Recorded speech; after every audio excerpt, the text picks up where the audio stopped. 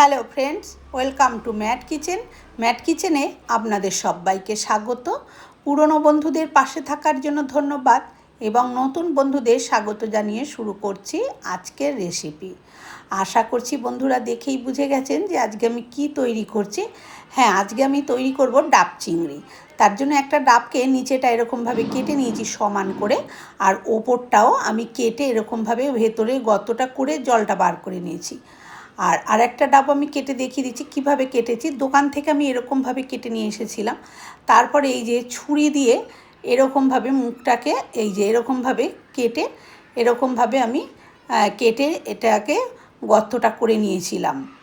এই যে এবারে আমি প্রথমে জলটা বার করে নেব। এই নারকেলের জলটা, এটা হচ্ছে ডাবের জলটা কিন্তু আমার কাজে লাগবে। এই যে দেখুন, জলটা আমি এইভাবে বার করে নিচ্ছি। জলটাকে আমি রেখে দেব। এবারে এর মুখটাকে আমি আর একটু ভালো করে এইভাবে চেঁচে একটু বড় করে নেব, যাতে চামচ ঢোকে। চামচের সাহায্যে এর ভেতরে যে শ্বাসটা আছে সেটাকে আমি এইভাবে টেনে বার করে নিয়ে আসবো। তবে এই ডাবটা একদম কচি ডাব, বন্ধুরা দেখতেই পাচ্ছেন, শ্বাস কিন্তু একদম পাতলা। আর এই এত পাতলা শ্বাস বলেই আমি আর একটা ডাবকেও কাটলাম। দুটো ডাব কিনে আনা হয়েছিল। এই যে দেখুন, এবারে শ্বাসটা আমি বার করে নিয়েছি। শ্বাসটা আমি একটু পেস্ট করে নেব। আর এদিকে চিংড়িটা আমি কেমন কেটেছি, চিংড়িটা লেজের দিকটা একটু রেখে দিয়েছি, লেজটা কেটে ছোট করে। আর ওখানে একটু খোলটাও কিন্তু আছে, মানে গায়ের শক্ত অংশটা এই যে আছে কিছুটা। আর মাথাটা ফেলে দিয়েছি। আর এই যে পিঠের দিকটা আমি একটুখানি কেটে যে কালো মতন যে ময়লা সুতোর মতন থাকে ওটা বার করে নিয়েছি। এবারে চিংড়িটার মধ্যে প্রথমে নুন আর একটুখানি হলুদ দিয়ে চিংড়িটাকে মেখে রেখে দেব 10 মিনিট মতন। চিংড়িটা আমি মেখে রেখে দিচ্ছি, ততক্ষণে আমি একটা মশলা করে নিই।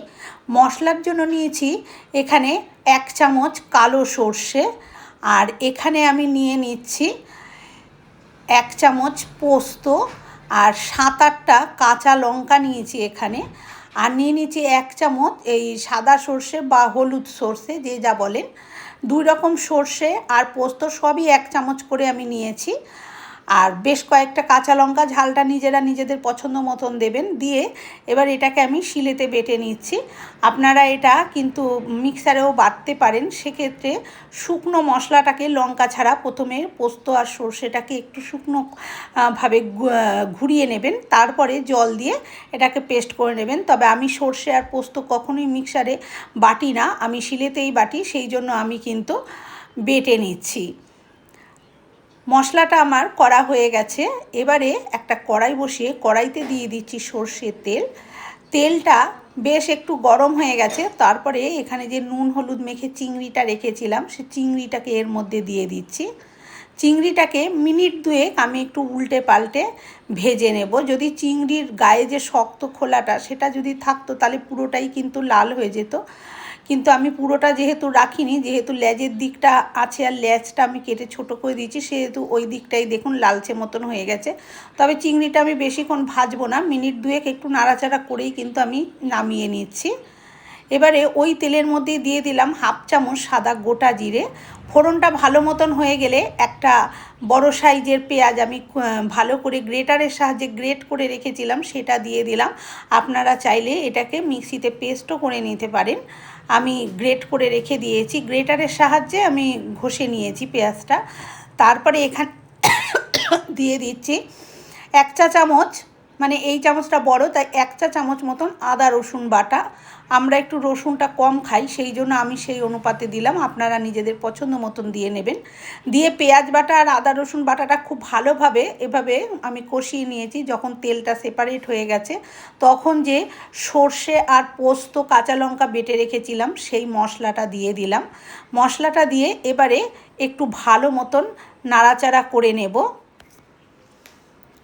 যতক্ষণ না মশলাটা ভালো মতন কষা হচ্ছে ততক্ষণ কিন্তু এটাকে ক্রমাগত এইভাবে নাড়াচাড়া করতে হবে। বন্ধুরা, যারা এই ডাব চিংড়ি কোনো দিনও খাননি, মানে তৈরি করেননি, তারা কিন্তু এইভাবে একবার তৈরি করে দেখতে পারেন। আর যারা তৈরি করেছেন তারা তো জানেন। এবারে আমি দিয়ে দিলাম কিন্তু যে সেই মালাইটা নারকেল ডাবের ভিতর থেকে যে মালাইটা আমি বার করে রেখেছিলাম, সেই মালাইটা পেস্ট করে রেখেছিলাম সেটাও দিয়ে দিলাম। দিয়ে একটু নাড়াচাড়া করে আমি যে ডাবের জলটা রেখে দিয়েছিলাম সেই ডাবের জলটাও কিন্তু এখানে অল্প একটু দিয়ে দিয়েছি, বেশি দিইনি, যতটা পরিমাণ লাগবে ততটা পরিমাণ দেব।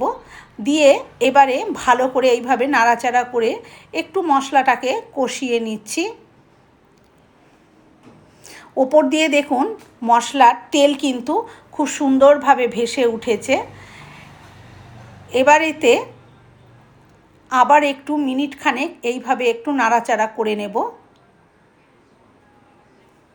এখানে আমি আরও একটুখানি ডাবের জল দিয়ে দিলাম। মোটামুটি আমি এখানে হাফ কাপ, চায়ের কাপের হাফ কাপের থেকে একটু বেশি ডাবের জল ব্যবহার করেছি।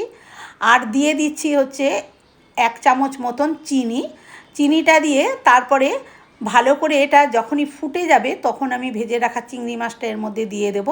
দিয়ে আর 1 মিনিট মতন এইভাবে নাড়াচাড়া করেই আমি কিন্তু গ্যাসটা অফ করে দেব। এরপরে বাকি রান্নাটা কিন্তু ডাবের ভিতরেই হবে। তারপরে এই যে 2 মাথা যেটা কাটা ছিল, আমি মানে ওভেনে যাতে ভালোভাবে বসে ওই জন্যই নিচের দিকটা একটু কেটে পরিষ্কার করে নিয়েছিলাম, ছুঁচলো পানাটা সোজা করে নিয়েছিলাম। সেই ডাবটা রেখে ডাবের মধ্যে সমস্ত কিছু আমি হাতায় করে এর মধ্যে দিয়ে দিচ্ছি। তবে আমি যতটা করেছি ততটা কিন্তু এই একটা ডাবের মধ্যে ভরবে না, তাই যতটা ধরবে আমি ঠিক ততটুকু এর মধ্যে ভরে দিলাম। এবারে এটাকে আমি ঢাকা দিয়ে দেব। তা ঢাকা দেওয়ার জন্য আমার লাগবে এই যে এর যে মুখটা ছিল, মুখটাকে কিন্তু আমি এরকমভাবে রেখে দিয়েছি। এই মুখটা অবশ্যই লাগবে এরকমভাবে এটাকে কভার করার জন্য। তার জন্য আমি এখানে নিয়েছি আটা মেখে নিয়েছি। আমি একটা রুটির, বড় সাইজের একটা রুটির যে লেচি হয় সেরকমভাবে আটাটা মেখে নিয়েছি, একটা রুটির লেচির মতন। তারপরে আটার লেচিটাকে এইভাবে লম্বা করে ডাবের ওপর দিয়ে আমি দিয়ে দিলাম। দিয়ে এর ওপরে আমি ঢাকনাটা কিন্তু চেপে বসিয়ে দেবো, বা আপনারা করতে পারেন ঢাকনাটা লাগিয়ে দিয়ে তারপরে যে জয়েন্টটা যেখানে দেখা যাচ্ছে সেই জয়েন্টের মুখটাতেও কিন্তু আপনারা এরকমভাবে সিল করে দিতে পারেন। আমি পুরো ওপরেই বসিয়ে ওই ঢাকনাটা চেপে এইভাবে বসিয়ে দিচ্ছি যাতে কোনোভাবেই না ভাপটা কোনোভাবেই না কোনো দিক দিয়ে বেরোয়, সেই জন্য। এবার ওই জয়েন্টের মুখটা দেখুন এইভাবে আঙুল দিয়ে আটাটা এইভাবে চেপে দিলাম। এবারে আমি গ্যাসটা ধরিয়ে দিচ্ছি। এইভাবে আমি রেখে দেব 20 থেকে 25 মিনিট এটাকে হতে দেব। বন্ধুরা, আমার ডাব চিংড়ি রেসিপি কেমন লাগলো কমেন্ট করে অবশ্যই জানাবেন। ভালো লাগলে একটা লাইক দেবেন। আর আমার চ্যানেলে নতুন বন্ধু হয়ে থাকলে চ্যানেলটি সাবস্ক্রাইব করে নেওয়ার অনুরোধ রইল। পাশে থাকা বেল আইকনটা অবশ্যই প্রেস করবেন, কারণ আমি যখনই কোনো নিত্য নতুন রেসিপি শেয়ার করব নোটিফিকেশন আপনাদের কাছে পৌঁছে যাবে সবার আগে। বেশ 25 থেকে 30 মিনিট পর্যন্ত আমি এটাকে জাল দিয়েছি। তারপরে আমি গ্যাসটা অফ করে নিয়েছি। দেখুন নারকেলটা পুরো পুড়ে গেছে, নিচের দিকটা একদম পুড়ে ছাই হয়ে গেছে, আর ওপরের দিকটাও কিন্তু পুরো কালারটা চেঞ্জ হয়ে গেছে। আর এবারে আমি ঠান্ডা করে তারপরে নিয়ে এসেছি, গরম গরম আমি নিয়ে আসিনি, কারণ এটা কিন্তু গরম গরম একদম ধরা যাবে না। সেই জন্য আমি প্রথমে এটাকে ঠান্ডা করেছি, তারপরে আমি নিয়ে এসেছি।